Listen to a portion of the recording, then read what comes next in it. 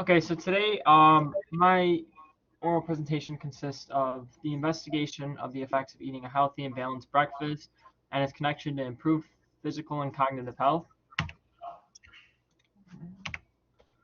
So just a quick introduction. Basically, what inspired me is if an individual can consistently eat a healthy breakfast every day, then they will tend to exhibit improved physical and cognitive functioning throughout the day, as compared to eating an unhealthy breakfast or nothing at all. This experiment aims to show the positive correlation between a healthy breakfast and an overall improvement in functioning physically and mentally for the rest of the day. So essentially, I work to address the importance of breakfast and why it is commonly considered the most important meal of the day.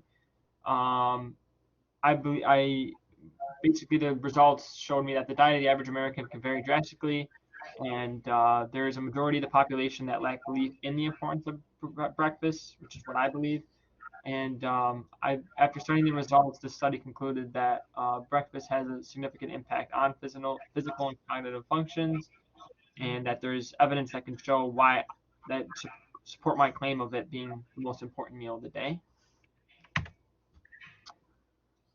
Um, So yeah, I will be referencing different articles, whether they support my hypothesis or refuse to accept it. I pretty much chose like the top three sources that when because I use primarily JSTOR, so I used the top three sources that came up when I typed in, breakfast, the importance of breakfast. And then on top of that, I sent out a questionnaire through SurveyMonkey, quizzing my classmates and teachers on their viewpoints with breakfast. So just a quick overview of my sources. One of them is Better Breakfast, the American Journal of Nursing. Another one is The Impact of Nutrition on Social Decision Making, Proceedings of the National Academy of Sciences of the United States of America.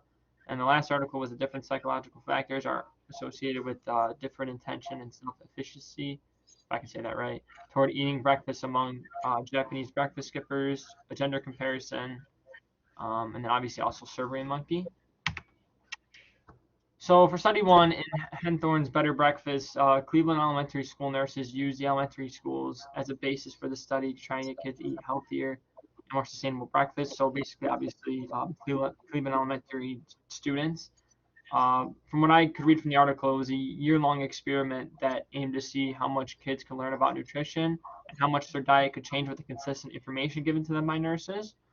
So they basically taught these kids and taught them about three different energy categories that consisted of quick energy, lasting energy, and magic energy. And obviously, the most important one was lasting energy.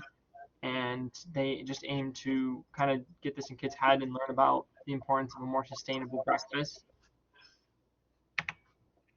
So, with the result, it was conveyed that the traditional breakfast is not necessarily the only balanced one, and as well as enforcing that anything eaten for breakfast is obviously better than nothing, because there was actually students who just never ate anything for breakfast because they didn't know they didn't think it was important.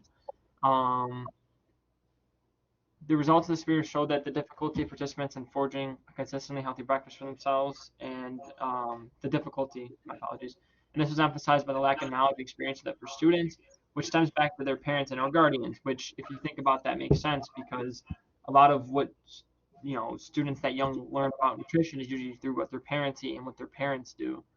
So I definitely I was somewhat surprised but somewhat not, just because I figured that would probably be the case. And then the children were now able to understand how a proper breakfast works, and they were able to learn and have lasting energy and improve social and cognitive functioning throughout their day. For study two, Strings Impact of Nutrition on Social Decision Making, they use what's called the ultimatum game as the basis for the experiment, which is essentially a two-person game meant as a means of sharing sums of money. It's basically there's like a receiver, and so it's a two-person game in which one person's the proposer and another one's the receiver, and the proposer has to suggest how to share a sum of money with another player. If the receiver accepts the proposed offer, both players are paid accordingly. However, if the receiver rejects the offer, neither receives any payment.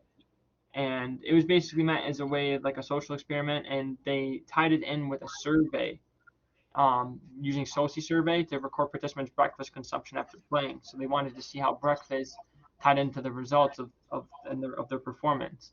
And then obviously as a side aspect of the experiment, they recorded the ratio of carbohydrates and proteins for percentage of energy intake using what is known as the distributed generator expert algorithm. So so it was like a two study. So for study one, they did they participated in that online survey, and then for study two,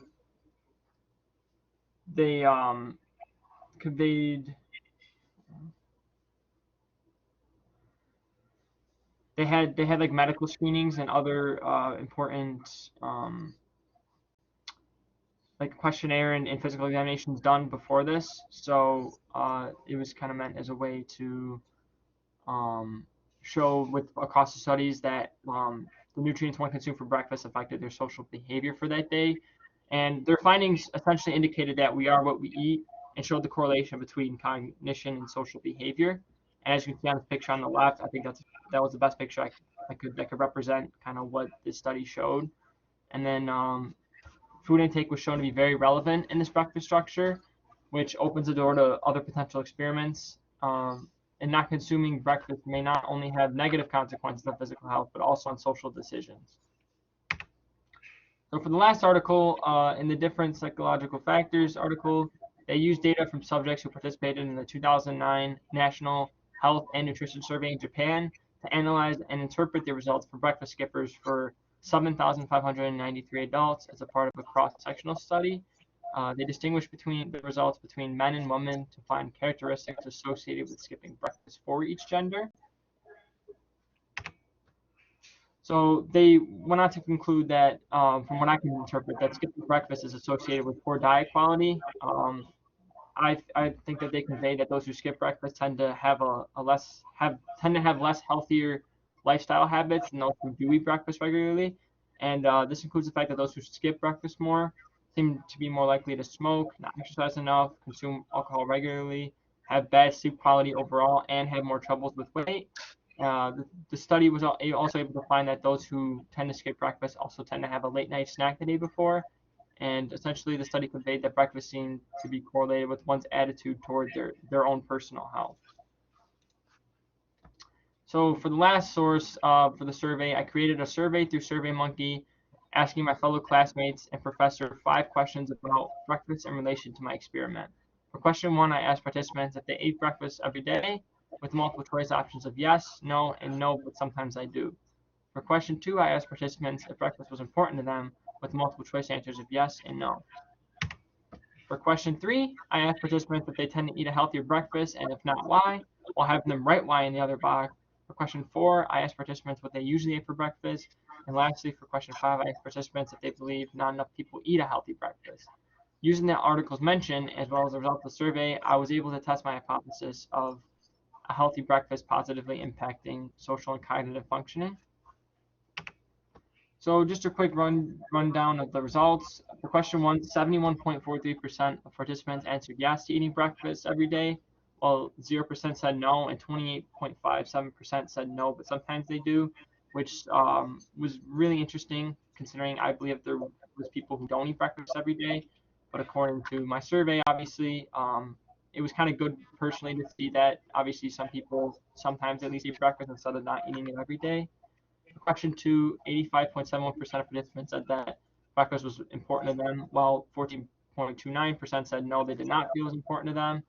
57.14 for question 3, 57.14% of respondents said yes to generally eating a healthier breakfast, while 42.86% of respondents said no, they did not tend to eat a healthier breakfast.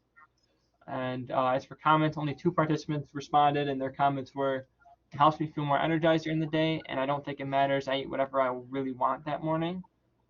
Question 4, the answers I got were coffee, fruit, bagel, and then another answer was a ton of different things: pastries, cereal, toaster strudels, Pop-Tarts, homemade breakfast sandwich, cereal yogurt, banana for fast food, and Greek yogurt with granola. And then lastly, for question 5, 100% of participants selected yes, that they believe not enough people eat a healthy breakfast every day, while 0% selected no. There are enough people who do eat a healthy breakfast every day. So based on the articles and the results from the survey, it is heavily conveyed through this experiment and such empirical data that a healthy breakfast is indeed a necessary aspect of the day to have improved physical and cognitive functioning. Just a quick kind of observation I made. It definitely seems like carbohydrates are a heavy part of the typical American breakfast, as you can see from these results. Every single one of these results had some sort of a carbohydrate in them, while some of them had mixed like fruits, vegetables, proteins, but definitely the one consistent aspect was carbohydrates with bread and bagels and Pop Tarts and all that. It was interesting to use a survey to get a more personalized means to this experiment and get my fellow classmates' thoughts on the essence of my experiment with breakfast. Seeing the wide variety of different foods that they provided showed significant diversity in their choice of breakfast, as you can see, because the results varied from Pop Tarts to breakfast sandwiches, and it was definitely very diverse and not really consistent with people eating this similar breakfast. And then the last part of my conclusion is to emphasize the point of this experiment and showing why people should aim for more of a healthy, balanced breakfast on a more consistent basis. The most common trend I noticed with these answers was that, like I mentioned earlier, that everyone had some sort of carbohydrates and grains, which, based on the answers being applied to the general majority of Americans, seems to be a staple in the typical American breakfast.